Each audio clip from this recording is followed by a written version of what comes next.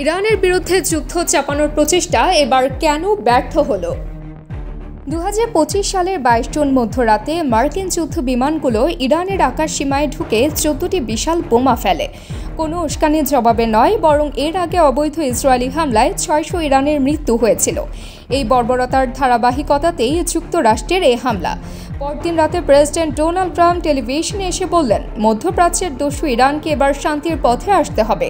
কিন্তু এই হামলা শান্তির বার্তা নয়, বরং শান্তি শব্দকে বিকৃত করার একটি অপরাধমূলক প্রচেষ্টা।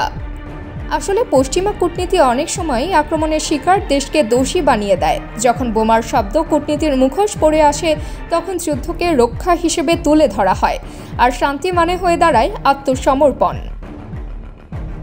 মিডিয়ার ভণ্ডামি ও জনমত গঠনের ব্যর্থতা। ইসরায়েলের 12 দিনের ইরান আক্রমণের সময় পশ্চিমা গণমাধ্যমে কোথাও দেখা যায়নি ইরানিদের মৃত শিশুদের ছবি। তার বদলে ছিল ইসরায়েলিদের বাংকারে লুকিয়ে থাকার বিবরণ।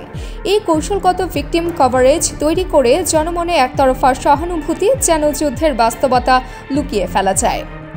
একই ধারা অব্যাহত গাজাতেও। 20 মাস ধরে গাজায় চলছে নিষ্ঠুরতা। 55,000-এরও বেশি মানুষের মৃত্যুর সরকারিভাবে স্বীকৃতি থাকলেও বাস্তব সংখ্যা আরও অনেক বেশি। প্রত্যেকটি হাসপাতাল, স্কুল, আবাসিক ভবন লক্ষ্যবস্তুতে পরিণত হয়েছে।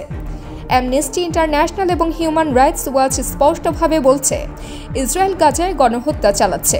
কিন্তু পশ্চিমা গণমাধ্যম এই শব্দটি উচ্চারণ করতেও ভয় পায়, কিংবা তা বলার পর ব্যতিক্রম বা পটভূমি ব্যাখ্যা দিতে ব্যস্ত হয়ে পড়ে। ইরান রাষ্ট্র নয়, বরং সমস্যা হিসেবে চিত্রায়ন। পশ্চিমা মিডিয়ায় ইরানকে রাষ্ট্র বা জনগণের প্রতিনিধিত্বকারী সরকার হিসেবে নয়, বরং শাসন ব্যবস্থা বিপদ বা হুমকি হিসেবে তুলে ধরা হয়। প্রতিবেদনগুলোতে ইসলামিক শব্দটি প্রায়শই এমনভাবে ব্যবহার করা হয় যেন এটি একটি অপমানসূচক বিশেষণ।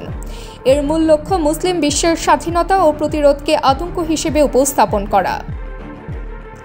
ইরান পরমাণু অস্ত্রের মালিক নয়, কিন্তু যেসব দেশ পারমাণবিক অস্ত্র ধারণ করে, যুক্তরাষ্ট্র, ইসরায়েল, তাদের বিপরীতে ইরানকেই বিশ্ব ব্যবস্থার জন্য হুমকি হিসেবে উপস্থাপন করা হয়।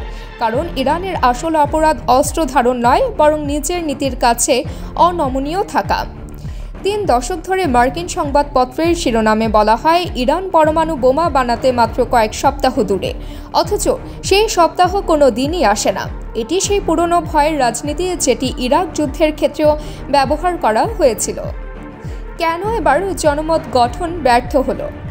ইরাক ও আফগানিস্তানে মার্কিন আগ্রাসনের যন্ত্রণা স্মৃতি এখনও আমেরিকানদের মনে টাটকা।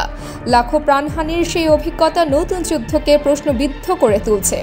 তাই এবার ম্যানুফ্যাকচারিং কনসেন্ট, অর্থাৎ যুদ্ধের জন্য গণসম্মতি তৈরির প্রচেষ্টা ব্যর্থ হয়েছে। পশ্চিমা মিডিয়া আজও রাজনীতিকদের যুদ্ধ তৃষ্ণার মুখপাত্র হিসেবে কাজ করছে, কিন্তু সাধারণ মানুষের চোখে এখন সেই ন্যারেটিভ আর আগের মতো বিশ্বাসযোগ্য নয়। কারণ সাধারণ মানুষ এখন প্রশ্ন করতে শিখেছে, কে সত্যিকার হুমকি আর কে নির্মম আগ্রাসী।